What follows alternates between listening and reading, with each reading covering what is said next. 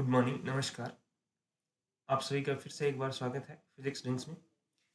अपने डेल्टा जो सीरीज थी उसको कंटिन्यू कर रहे थे वापस से पुनः। और डेल्टा साइंस सीरीज के अंदर आपने जो टॉपिक चल रहा था वो चल रहा था प्रकाश। और प्रकाश की बेसिक जानकारी कल अपने ले ली थी। और उसके बाद में अपने बात कर रहे थे प्रकाश के परावर्तन के बारे में। और परावर्तन में भी अपने कुछ बातें डिस्कस कर ली थी, जैसे कि प्रकाश का परावर्तन कहते किसको हैं, आप किरण, परावर्तित किरण, अभिलंब वगैरह। और उसके बाद में अपने इस परावर्तन के कितने नियम पढ़े थे, दो जो नियम हैं वो अपनों ने पढ़ लिए थे। जिसमें से पहला नियम था आपतित किरण, परावर्तित किरण और अभिलंब तीनों एक ही तल में स्थित होते हैं। और दूसरा जो नियम था वो था आपके आपतन कोण और परावर्तन कोण का मान क्या होता है, बराबर होता है। इनके ऊपर अपने क्वेश्चन भी किए थे। डायरेक्ट ये भी पूछा जा सकता है कि कौन सा नियम है कौन सा नहीं है। तो दोनों स्टेटमेंट जो है आपने याद रखने हैं, ठीक है ना। अगला देखिएगा, ध्यान दीजिएगा। अपने जो है, जो आपका परावर्तन है इस पर आधारित एक युक्ति है। एक युक्ति है, युक्ति का मतलब डिवाइस है। उस डिवाइस को क्या कहते हैं? तो डिवाइस जो है उसका नाम जो है वो है दर्पण। क्या है जी? दर्पण। क्या है जी? दर्पण है। जिसको आप क्या बोलते हो जी? मिरर बोलते हो। इंग्लिश में क्या बोलते हो? मिरर बोलते हो। ध्यान दें यहाँ पे, दर्पण या मिरर क्या होता है। तो दर्पण या मिरर क्या होता है कि एक ऐसी डिवाइस है जो कि प्रकाश के परावर्तन के नियमों पर आधारित है। और ये जो युक्ति है ये बनती कैसे है, अगर इसकी डेफिनेशन कहें तो ये क्या कहेंगे कि किसी कांच की पट्टिका, किसी कांच की पट्टिका के एक तरफ पॉलिश कर दी जाए, पॉलिश कर दी जाए तो बनने वाली युक्ति, इससे तो बनने वाली युक्ति दर्पण कहलाती है। ठीक है, क्या कहलाती है? दर्पण कहलाती है। याद रख सकते हैं इस बात को कि किसी कांच की पट्टिका के एक तरफ क्या करनी है, अपने को पॉलिश करनी है। मान लो फॉर एग्जाम्पल क्या किया, मैंने क्या किया आपके यहाँ पे, जैसे ये कोई एक कांच की पट्टिका ले ली, ठीक है जी। क्या ले लिया? ये एक कांच की क्या ले ली मैंने? पट्टिका ले ली, ठीक है। ये आपको ज़्यादा बड़ी दिख रही है, ये इस तरह से मैंने बना दी। ये एक कांच की पट्टिका मैंने ले ली। इस कांच की पट्टिका के एक तरफ मैंने क्या करवा दी जी? पॉलिश। पॉलिश को ऐसे डैश डैश से दिखाते हैं, ठीक है ना। ये जो है ये क्या कर दी जी मैंने? इसके पॉलिश कर दी। क्या कर दी जी? पॉलिश। अच्छे से क्या कर दी? पॉलिश। ठीक है, अब पॉलिश कर दी तो इसकी जो पॉलिश की हुई सतह है, ठीक है, और एक दूसरी सतह है।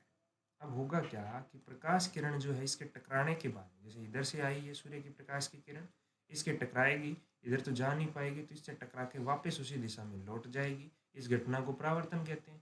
तो इसी के ऊपर आधारित है। तो ये युक्ति तो क्या हो गई जी? दर्पण। ठीक है। और ये जो पॉलिश वाली सतह है, ये पॉलिश युक्त सतह है। इसको क्या बोल देंगे? पॉलिश युक्त सतह। और जो सतह बच गई जिससे ये परावर्तन हुआ है, जिससे ये टकरा के वापस गई है, इधर वाली जो ये साइड है इसको बोलेंगे परावर्तक सतह। क्या बोलेंगे जी? परावर्तक सतह बोलेंगे। क्या बोलेंगे जी? परावर्तक सतह बोलेंगे। क्या बोलेंगे? परावर्तक सतह बोलेंगे। बिल्कुल इजी सा है। कांच की पट्टी का एक तरफ पॉलिश, तो ये दर्पण बन गया। दर्पण की एक साइड पॉलिश युक्त सतह होती है और एक तरफ परावर्तक सतह होती है। जो आ रही किरण है वो कौन सी किरण होती है? कल बताया था, आपतित होती है। ठीक है। और जो जाती है उसको क्या कहते हैं? परावर्तित किरण कहते हैं। क्या कहते हैं जी? परावर्तित किरण कहते हैं। परावर्तित किरण कहते हैं। ठीक है। अब बात आती है नेक्स्ट, बात आती है कि यहाँ पे अपने क्या करेंगे, ये जो दर्पण है ना, दर्पण के यहाँ पे 90 डिग्री पे एक अपने क्या बना दे जी? एक अपने बना दे जी, लाइन बना देते हैं। क्या बना देते हैं जी? लाइन बना देते हैं। ये जो मैंने लाइन खींची अभी, जो डैश डैश करके, ये जो लाइन है इसको अपनों ने कल क्या बोला था? इसको बोला था अपने अभिलंब। क्या बोला था? अभिलंब बोला था। ठीक है ना। नॉर्मल जिसको कहते हो आप, इंग्लिश में क्या कहते हैं इसको? नॉर्मल। ये आपतित यानी इंसिडेंट रे, ये परावर्तित यानी रिफ्लेक्टेड रे। रिफ्लेक्टेड, यानी परावर्तन यानी परावर्तन, परावर्तन का मतलब होता है, क्या होता है जी, इसका मतलब होता है इंग्लिश में रिफ्लेक्शन। एक होता है रिफ्रैक्शन, रिफ्रैक्शन तो अपवर्तन को कहते हैं, ठीक है। तो अपनी ये घटना पढ़ रही है, ठीक। ये बात होगी दर्पण की। अब बात करते हैं दर्पण के प्रकार की, टाइप्स ऑफ मिरर। यहाँ से क्वेश्चन बनेगा आपके, दर्पण के प्रकार की बात करते हैं जी। दर्पण के क्या जी प्रकार, कितने प्रकार होते हैं जी, दो प्रकार होते हैं। कितने प्रकार होते हैं, दो। एक को बोलते हैं अवतल दर्पण, क्या बोलते हैं, अवतल। और एक को बोलते हैं जी उत्तल, क्या बोलते हैं जी, उत्तल बोलते हैं, बिल्कुल। एक को अवतल बोलते हैं, एक को उत्तल बोलते हैं, ठीक है। ये बात आपने याद रखनी है। ये तो आपके सब टाइप होगी। उससे पहले अपने इनका वर्गीकरण और करेंगे, इनका वर्गीकरण और करेंगे, एक मिनट। इनका वर्गीकरण, एक वर्गीकरण और होता है,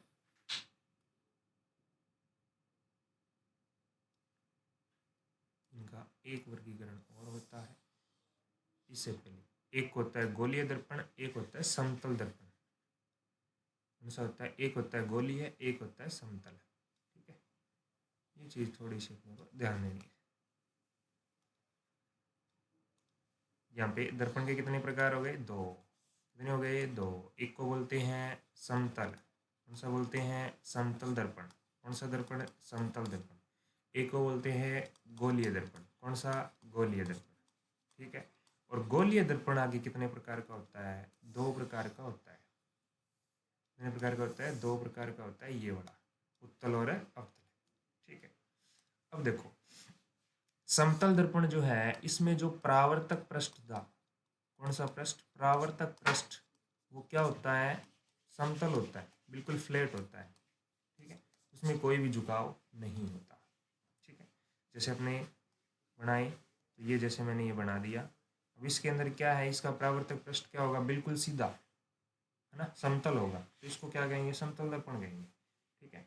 और गोलीय दर्पण क्या होगा, जिसका परावर्तक पृष्ठ, कौन सा पृष्ठ, परावर्तक पृष्ठ, परावर्तक पृष्ठ क्या होगा, गोलीय होगा। परावर्तक पृष्ठ क्या होगा जी, गोलीय। ऐसा दर्पण जिसका परावर्तक पृष्ठ गोलीय होता है, गोलीय भी लिखा हुआ हो सकता है, वक्रीय भी लिखा हो सकता है, वक्र, ठीक है। वक्रीय होता है तो उसे क्या कहते हैं, गोलीय दर्पण। और जिसका समतल होता है उसे क्या कहते हैं, समतल दर्पण।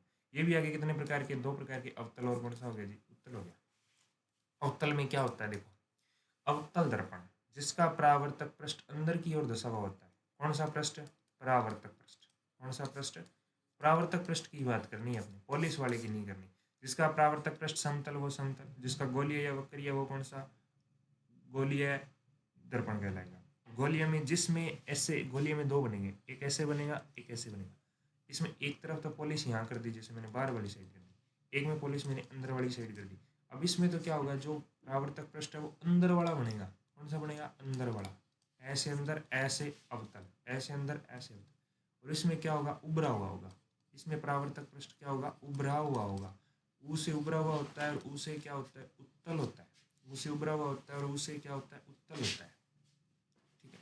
तो इस तरह याद अपने रख सकते हैं। जिसका परावर्तक पृष्ठ अंदर की ओर धसा हुआ होता है उसे क्या कहते हैं, अवतल। जिसका परावर्तक पृष्ठ उभरा हुआ होता है उसे क्या कहते हैं, उत्तल दर्पण कहते हैं। ये चीज अपने को याद रखनी है। अब अपने वापिस से सभी दर्पणों को एक एक करके पढ़ेंगे। एक है समतल, कौन सा है, समतल दर्पण। कौन सा दर्पण, समतल दर्पण, ठीक है जी। सबसे पहले तो बात करें, समतल दर्पण जो है उसकी फोकस दूरी कितनी होती है, फोकस दूरी, इसकी फोकस दूरी कितनी होती है, इसकी फोकस दूरी अनंत होती है, कितनी होती है, अनंत, इन्फिनाइट, ठीक है। उसके बाद समतल दर्पण जो है,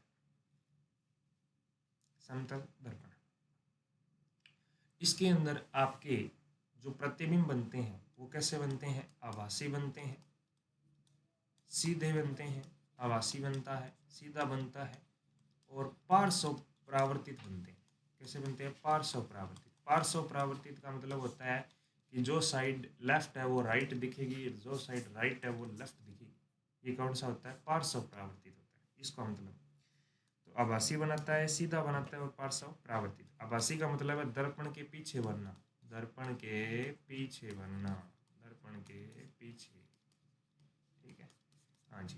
कहाँ बनता है? दर्पण के पीछे। और कैसा बनता है? सीधा बनता है। और कैसा बनता है? पार्श्व परावर्तित। इन तीनों गुणों के ऊपर आपके क्वेश्चन आ चुका है, तो ध्यान दें इस पर। ठीक है, नेक्स्ट देखो, अगला पॉइंट आएगा समतल दर्पण में कि जैसा ये दर्पण रखा हुआ है कोई, ठीक है, इसके सामने किसी दूरी x पे कोई व्यक्ति खड़ा है। ये क्या खड़ा है जी? कोई व्यक्ति खड़ा है सुबह दर्पण के सामने।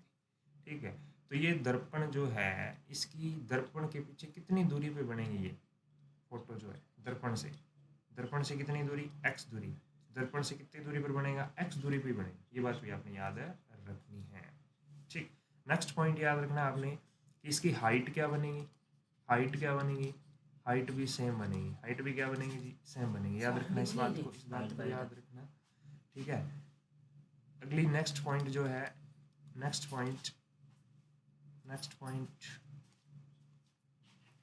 पॉइंट है दर्पण जो है, इसमें पहली बात तो अपने क्या की कि जितनी दूरी पे रखोगे उतनी दूरी पे बनेगा। ठीक, नेक्स्ट है दूरी क्या रहेगी? सेम। नेक्स्ट क्या याद रखना है? हाइट, ऊंचाई सेम रखनी है। क्या सेम रखनी है? हाइट सेम रखनी है। नेक्स्ट क्या याद रखना है? नेक्स्ट याद रखना है कि आपने जैसे मान लो कोई व्यक्ति है, ठीक है, इसकी हाइट कितनी है? h है। कितनी है? h है। या h की बजाय अपने मान लेते हैं a, मान लेते हैं कितनी है? a। अब आपको दर्पण कितना बड़ा लेना पड़ेगा कि इसकी पूरी फोटो दिखे सिर से लेके पैर तक? तो आप कहोगे a/2 हाइट का होना चाहिए। यानी बिंब जो है, जो वस्तु रखी जाती है उसको क्या बोलते हैं? बिंब बोलते हैं। और जो दिखता है वो क्या होता है? प्रतिबिंब होता है। वो क्या होता है? प्रतिबिंब होता है। याद रखेंगे बात, ठीक है। बिंब होता है और वो क्या होता है? प्रतिबिंब होता है। ठीक, अब बिंब जो है वो a हाइट का है, तो प्रतिबिंब बनाने के लिए कैसा प्रतिबिंब? पूरा कंप्लीट हाइट, पूरा a हाइट का प्रतिबिंब बनाना है, तो दर्पण कितना होना चाहिए? a/2 का। जैसे मैंने क्वेश्चन कह दिया, क्वेश्चन से समझो इसको। जैसे मैंने कहा 10 मीटर लंबे, कोई भी 10 मीटर लंबा कोई वस्तु है या कुछ भी मकान मान लो आप, उसकी आपको क्या बनाना है? प्रतिबिंब बनाना है। तो समतल दर्पण की हाइट क्या होनी चाहिए? समतल दर्पण की ऊंचाई क्या होनी चाहिए? तो आप कहोगे समतल दर्पण की जो ऊंचाई है ना, वो ये क्या हो गया? ये a के मान है ना? a/2 क्या होना चाहिए? 2। इसका मतलब 10/2, यानी 5 मीटर ऊंचा दर्पण होगा ना, तो उसमें पूरी ऊंचाई का क्या बनेगा? प्रतिबिंब बनेगा। ये बात याद रखनी है, बहुत इंपॉर्टेंट है, ये भी पेपर में आया हुआ है। इसको 20 मीटर ऊंचाई वाले किसी पोल की प्रतिबिंब प्राप्त करने के लिए कितना बड़ा प्रतिबिंब चाहिए?